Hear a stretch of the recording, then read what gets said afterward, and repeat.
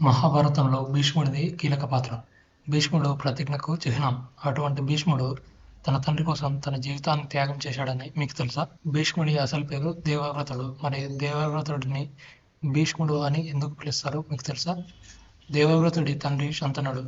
ఈయనే అప్పటి హస్తినాపురానికి చక్రవర్తి. శంతను ఒకరోజు గంగాదేవిని చూసి తన అందానికి దాసుడవుతాడు. అప్పుడు గంగాదేవిని వివాహం చేసుకోమని అడుగుతాడు. అందుకు గంగాదేవి 2 నియమాలను విధిస్తుంది. ఒకటి, తన గురించి ఎటువంటి వివరాలు తెలుసుకోరాదు. రెండవది, తను ఏం చేసినా అడ్డు రాకూడదు. శంతను మహారాజు అందుకు ఒప్పుకొని గంగాదేవిని వివాహం చేసుకుంటాడు. అప్పుడు వారికి సంతానం కలుగుతుంది. గంగాదేవి ఆ బిడ్డలను గంగా నదిలో పడేస్తుంది. ఇది చూసిన శంతనుడు నియమాలకు కట్టుబడి ఏమీ అనడు.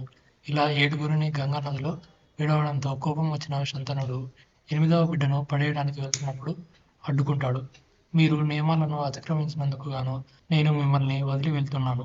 అంతేకాదు, ఈ బిడ్డను నేను పెంచి అన్ని విద్యలు నేర్పించి మీకు అప్పగిస్తాను అని తీసుకువెళ్తుంది. అతడే దేవవ్రతుడు. కొన్ని సంవత్సరాల తర్వాత గంగాదేవి దేవవ్రతుడిని అప్పగించి వెళుతుంది. తన పుత్రుడిని చూసి సంతోషించిన శంతన మహారాజు తన కొడుకుని హస్తినాపురికి యువరాజం చేస్తాడు. ఇదిలా ఉండగా శంతనుడు ఒకరోజు యమునా నదికి వెళ్తాడు. ఆ సమయంలో తనకు సుగంధ పరిమళంతో కూడిన వాసన వస్తుంది. ఆ వాసన తనకు ఎంతో మత్తును మరియు హాయిని కలిగిస్తుంది. అప్పుడు శంతనుడు ఆ వాసన ఎక్కడి నుండి వస్తుందా అని ఎత్తుకుంటూ వెళ్ళగా ఆ పరిమళం ఒక స్త్రీ నుండి వస్తుందని తెలుసుకుంటాడు. ఆ స్త్రీ నుండి వచ్చే పరిమళానికి మాత్రమే కాక తన అందానికి కూడా శంతనుడు ముగ్ధుడవుతాడు. ఆమె పేరే సత్యవతి. అప్పుడు ఆమెను చూసి ఇంద్రియ నిగ్రహం కోల్పోయిన శంతనుడు ఆమె దగ్గరికి వెళ్ళి తనను వివాహం చేసుకోమని అడుగుతాడు. అందుకు ఆమె ఒక జాలరి కుమార్తె అని, మీరు వివాహం గురించి మా తండ్రితో మాట్లాడమని చెబుతుంది. అప్పుడు శంతనుడు సత్యవతి తండ్రి దగ్గరికి వెళ్ళి, నీ కుమార్తెను నాకు ఇచ్చి వివాహం చేయి, అందువల్ల నీ కుమార్తెని ఈ రాజ్యానికి మహారాణి అవుతుంది అని చెబుతాడు. అప్పుడు సత్యవతి తండ్రి తన కుమార్తె పుట్టే పిల్లలనే రాజును చేస్తానని వాగ్దానం చేయమంటాడు. అప్పుడు రాజుకి తన కుమారుడైన దేవవ్రతుడు గుర్తుకొస్తాడు. తన తర్వాత రాజు కావాల్సిన వాడు దేవవ్రతుడు. కాబట్టి ఆ మాట ఇవ్వలేక శంతనుడు అక్కడి నుండి వెళ్ళిపోతాడు. తన మనసంతా సత్యవతి ఉండటంతో బాధపడుతూ తన రాజ్యానికి సంబంధించిన ఎటువంటి కార్యాలలోనూ పాల్గొనడు. ఇది గమనించిన దేవవ్రతుడు తన తండ్రి మనోవేదనకు ఏదో కారణం ఉందని ఊహించి శంతనుడు రథసారథి ద్వారా విషయాన్ని తెలుసుకొని యమునా నది దగ్గర ఉన్న ఆ జాలరి దగ్గరికి వెళ్ళి నీ కుమార్తెను నా తండ్రికి ఇచ్చి వివాహం చేయమని అడుగుతాడు. అప్పుడు సత్యవతి తండ్రి ఇలా అంటాడు, నా కుమార్తెను రాజుకిచ్చి వివాహం చేస్తాను. సరే, మరి తన పిల్లలు రాజులు కావద్దా? కానీ మీ తండ్రి తర్వాత ఈ రాజ్యానికి మీరే రాజు అవుతారు. ఇదే వారి వివాహానికి అడ్డుగా ఉన్న విషయం అని చెబుతాడు. ఇది విన్న దేవవ్రతుడు తను రాజ్యాధికారాన్ని విడిచిపెడుతూ ప్రతిజ్ఞ చేస్తాడు.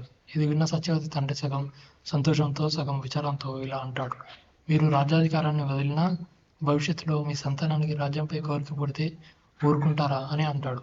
అప్పుడు దేవవ్రతుడు ఇలా అంటాడు, అయితే ఇదే నేను చేసే కఠిన ప్రమాణం.